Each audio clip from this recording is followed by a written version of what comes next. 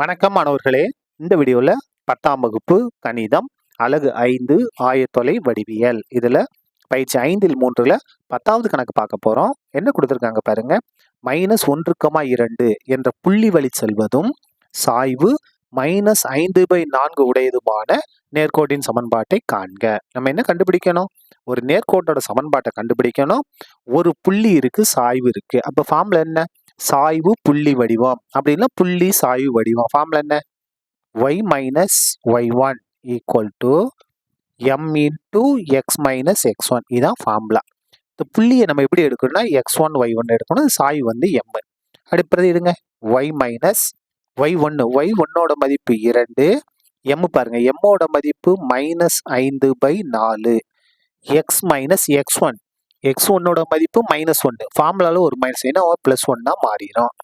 இப்ப பாருங்க இந்த 4 இங்க வகுத்துல இங்க வந்தா பெருக்கலா மாறும். அப்ப 4 into y minus 2 equal to இங்க -5 மட்டும் இருக்கு, x plus 1. சரியா? இந்த 4 இங்க வந்தா பெருக்கலா மாறிடும். உள்ள பெருக்குங்க. 4 y பெருக்குனா 4y minus 4 2 8 equal to -5 உள்ள பெருக்குங்க.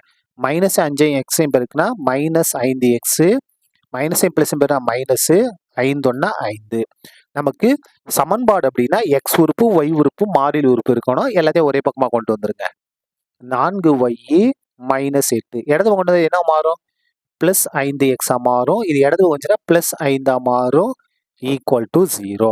முதல்ல எதை எழுதணும்? எக்ஸ் உறுப்பு 5x, அடுத்தது ஒய் உறுப்பு +4y. முன்னால எதுவுமே பிளஸ் இருக்குன்னு அர்த்தம். சரியா? +4y. இப்ப பாருங்க -8 +5 வேற வேற குறி. அப்ப கழிப்போம். 8ல 5 கழிச்சா 3.